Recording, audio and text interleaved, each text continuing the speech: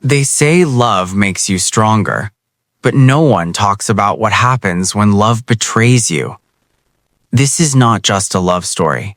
This is the story of a boy who gave everything and got nothing but silence in return. He trusted blindly, he loved deeply, and when he was replaced like he meant nothing, he didn't scream, he didn't beg, he waited. Because some people don't take revenge loudly, they take it patiently, and when they return unstoppable. Ion always believed that love was built on patience, that if you stayed honest, if you stayed loyal, life would eventually reward you. He was not the loud kind of boy. He didn't know how to impress people with big words or expensive gifts. What he knew was how to stay. When Sarah came into his life, it felt effortless. She had dreams in her eyes and restlessness in her voice. She spoke about success, freedom, and a future that looked bright and expensive. Ion listened, not because he understood that world, but because he wanted to be part of it, with her. Their love didn't begin with fireworks. It began with long conversations, shared silences, and promises that felt harmless at the time. Sarah liked the way Ion listened.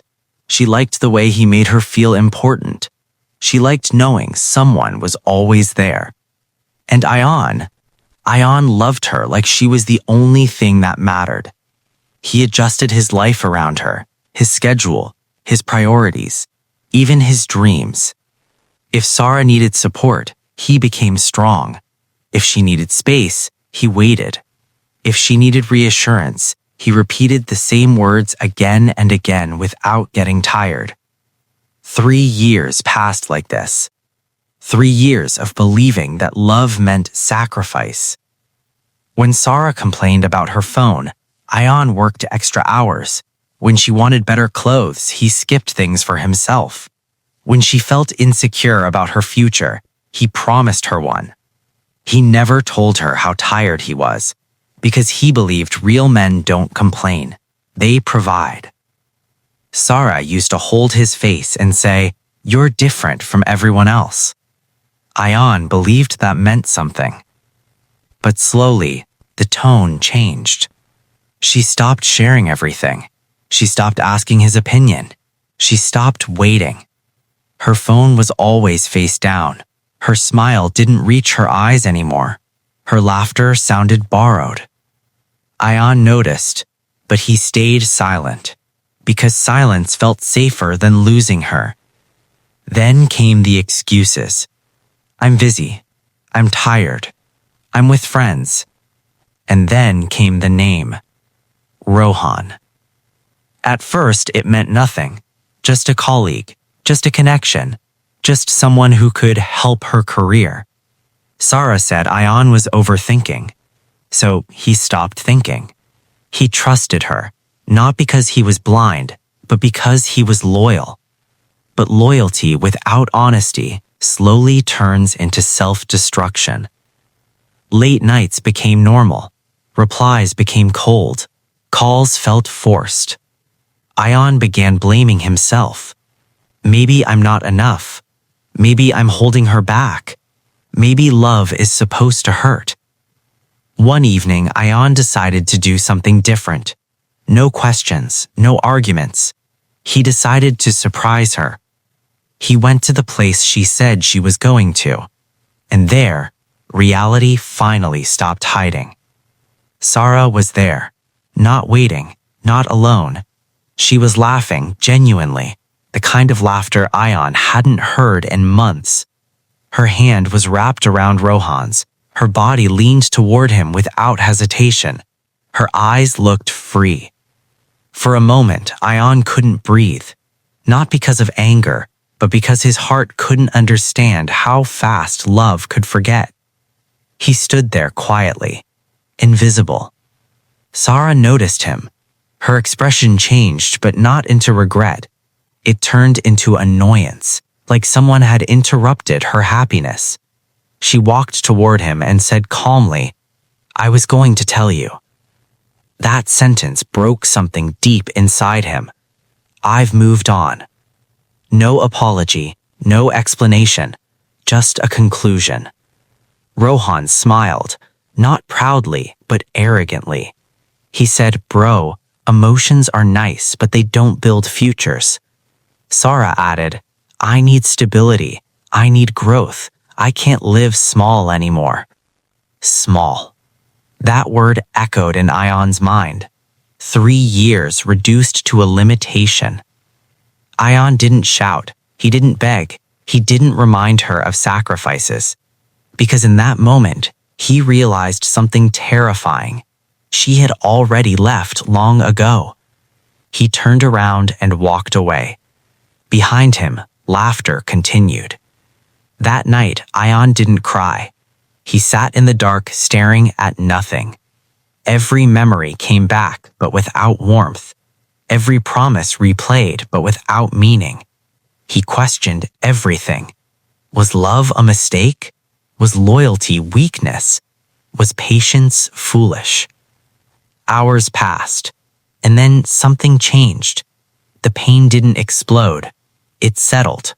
It became quiet. And in that quietness, Ion understood something most people never do. Love can break you, but silence rebuilds you. He looked at his reflection and said softly, "I won't chase someone who chose to walk away. I won't fight where I'm not valued, but I will remember." From that night, Ion disappeared. No calls, no messages, no explanations. He focused on one thing only, himself. He learned skills. He worked smarter. He stopped living for approval. Pain became discipline.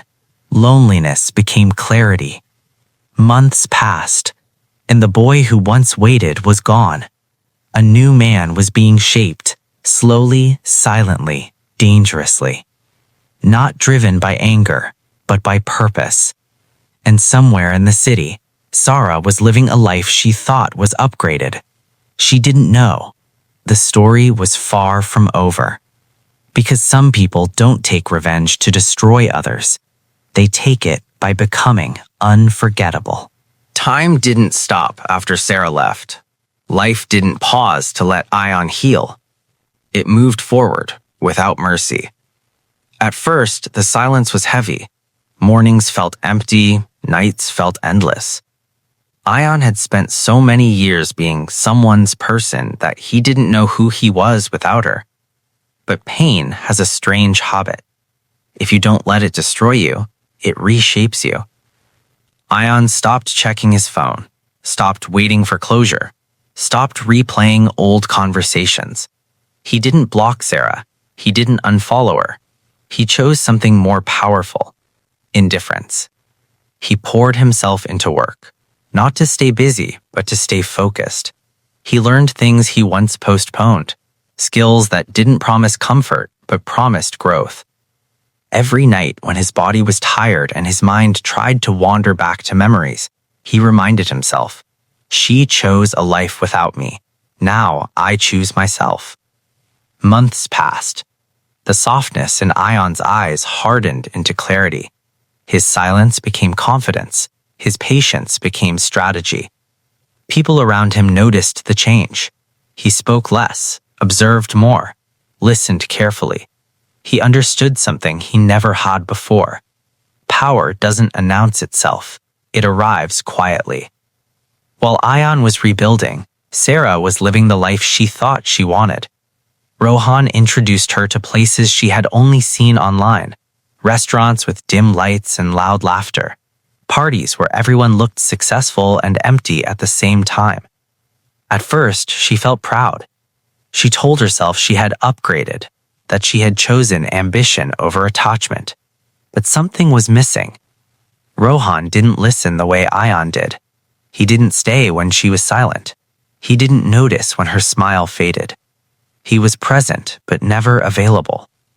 Sarah ignored that feeling because ego is louder than intuition. One evening, while scrolling mindlessly, a name appeared on her screen. Ion. Not a message, not a call. A post. He looked different, calmer, stronger, unbothered. No captions, no explanations, just presence. Something tightened in her chest. She told herself it meant nothing, but she kept checking. Days passed. Ion's name started appearing in conversations. People spoke about his work, his growth, his discipline. Sarah listened quietly. She remembered the boy who once waited outside her class, the boy who adjusted his life around her. And for the first time, she wondered if she had misjudged his worth.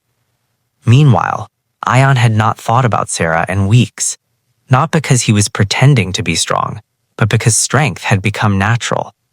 Then came the invitation, a professional event, high profile, selective. Ion almost declined, but something inside him said no. Not for revenge, not for validation, for closure, the kind you don't ask for. When Ion entered the room that night, he didn't look around. He didn't search for familiar faces. He belonged there. And then Sarah saw him, standing confidently, speaking calmly, surrounded by people who respected him, not chasing attention, receiving it. Her heart skipped, not with love, but with realization. This was the man she once called not enough. Rohan noticed her distraction. Jealousy crept into his tone, because men like Rohan recognize real strength instantly. Ion noticed them too, but he didn't react. No eye contact, no acknowledgement. Nothing hurts more than being invisible to someone you once controlled. Later that evening, Sarah gathered the courage. She approached him. Her voice was softer now. Ion. Hi. He looked at her, briefly. Not with anger, not with sadness, with politeness. Hi. Just one word. Nothing more. No memories, no emotions. She tried to speak again, but words failed her, because she realized something terrifying. She didn't leave a weak man. She left a man who was becoming powerful, and she would never have access to that version of him again. Ion walked away, not because he wanted to hurt her, but because he had learned something priceless. Some chapters don't need closure, they need distance. And as he disappeared into the crowd, Sarah stood still, surrounded by noise, but drowning in silence. Because revenge doesn't always come as destruction. Time has a strange way of exposing truth. It doesn't shout, it doesn't explain, it simply reveals. After that night, Sarah couldn't sleep. Not because she loved Ion again, but because she finally understood what she had lost. Ion didn't try to contact her. He didn't post stories for attention. He didn't show anger. And that silence was louder than any revenge. For the first time, Sarah felt small. She started noticing things she once ignored. Rohan's impatience, his need to dominate every conversation, his habit of disappearing when things got difficult. With Ion, silence felt safe. With Rohan, silence felt empty. She tried to talk to him about her confusion. Rohan laughed it off. "You're overthinking again," he said. "Stop living in the past." But Sarah wasn't living in the past. She was living with regret. Meanwhile, Ion's life was moving forward, steadily, quietly. Opportunities didn't come knocking. He built doors. People didn't offer him respect. He earned it. The same world that once ignored him now listened when he spoke. But revenge was never his goal. Peace was. One evening, Sarah finally messaged him. Not an apology, not a confession, just a simple line. "Can we talk?" Ion saw the message. He read it once, then he put his phone down.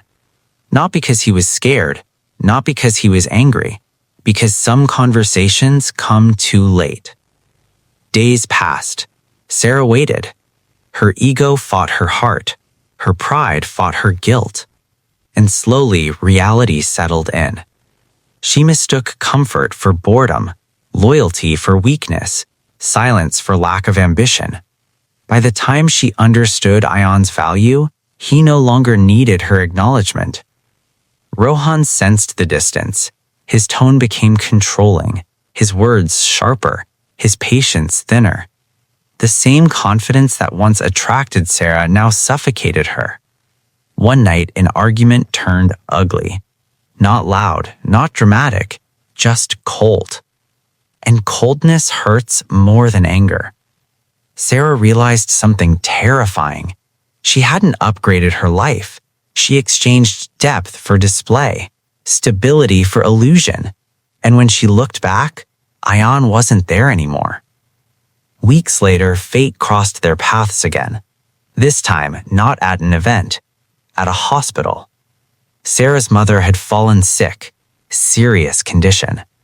In panic, Sarah reached out to everyone she knew. Rohan didn't answer. Ayan did. Not immediately, but when he did, he showed up. No questions, no conditions, just presence. He spoke to the doctors, handled the paperwork, stayed calm. Sarah watched silently. This was the man she once called not enough. Later that night, she finally broke. "I'm sorry," she said. Not dramatically, not loudly, just honestly. Ayan listened. He didn't interrupt. He didn't comfort her. He waited. When she finished, he spoke softly. "I forgive you." Sarah's eyes filled with tears. But then he added, "But forgiveness doesn't mean access." That sentence ended everything. Not with hate, but with truth. Ayan walked away. For the last time. Months later, Sarah rebuilt her life too. Slower, more careful, more aware. But some lessons come with permanent loss. And Ayan? Ayan moved forward without carrying bitterness. Because real revenge isn't about destruction. It's about becoming so complete that the people who hurt you can never hurt you again. He didn't win because Sarah suffered. He won because he healed. Some people enter your life as lessons, not partners. Some betray you to teach you your worth. And sometimes, the best revenge isn't proving them wrong. It's proving to yourself that you never needed them to be right. Please subscribe and end this story. Thanks for everyone.